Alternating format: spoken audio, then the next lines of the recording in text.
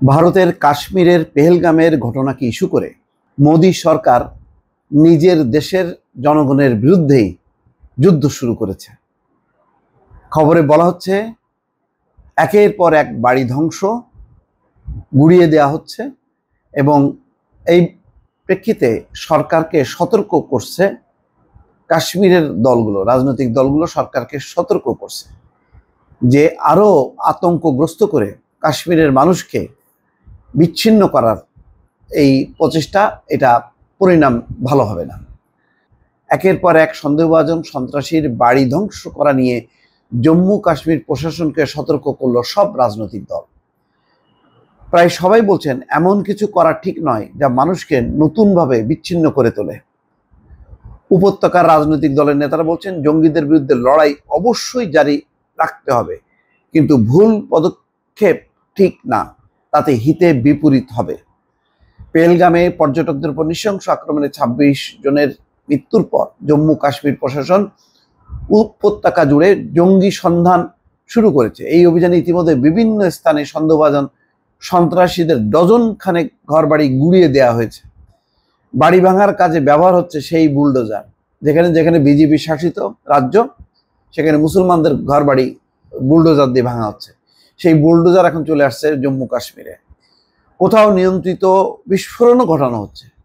২-৩টা বাড়ি বিস্ফোরণ ঘটায় উড়াই দেওয়া হয়েছে। ভেঙে দেওয়া বাড়ির ছবি গণমাধ্যমে এবং সামাজিক যোগাযোগ মাধ্যমে ছড়িয়ে পড়েছে। ২২শে এপ্রিল পেহেলগাম কাণ্ডে জড়িত বলে যাদের স্কেচ প্রকাশ করা হয়েছিল তাদের পরিবারের ঘরবাড়িও রয়েছে, আর আছে সন্দেহভাজন উগ্রপন্থীদের বাড়ি। এমনই একজন কুপওয়ালা জেলার কালারুশ এলাকার ফারুক আহমেদ টেডোয়া। পুলিশের ভাষ্য অনুযায়ী ফারুক আহমেদ ১৯৯০ সাল থেকেই নিখোঁজ। অভিযোগ পাকিস্তানে চলে যাওয়ার পর তার আর খোঁজ নেই। গত শনিবার ফারুকের বাড়ি ধূলিসাৎ করার পর সেই পরিবারের একজন ইন্ডিয়ান এক্সপ্রেসকে বলেছেন পরিবার ছেড়ে ফারুক সেই কবে থেকে নিরুদ্দেশ, কোথায় গেছে, কেমন আছে কিছুই জানা নেই। আমাদের ঘর বাড়ি ভেঙে দেওয়া হলো, আমাদের অপরাধ কি, কোথায় যাব আমরা? এই প্রশ্নই তোলপাড় হচ্ছে পুরো উপত্যকা জুড়ে। ক্ষতিগ্রস্ত পরিবারের সদস্যরা এই বিচারের উত্তর খুঁজছেন।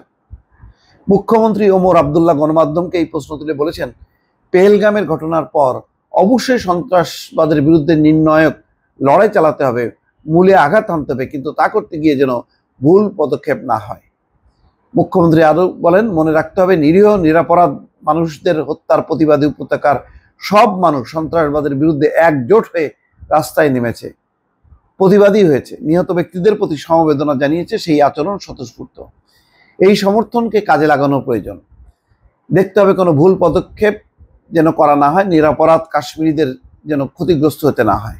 এটাই দেখেন যে এখন একদিকে সমস্ত কাশ্মীরের জনগণ এই সন্ত্রাসবাদ, এই ধরনের মৃত্যু তারা মেনে নেয়নি, জীবন বাঁচিয়েছে তারা জীবন ঝুঁকি নিয়ে, কিন্তু সরকার কি করছে? সন্দেহ হচ্ছে, ঘরবাড়ি গুড়াই দেওয়া হচ্ছে। আগে বিচার প্রমাণ, তারপরে পদক্ষেপ। আর কোনো পরিবারের একজন সদস্য যদি অন্যায় করে তো পুরো পরিবার দায়ী। এটা একটা আইনের শাসন, বিচারকে নতুন করে প্রশ্নের সম্মুখীন করছে ভারতে। দর্শক ভালো থাকবেন, আল্লাহ হাফেজ।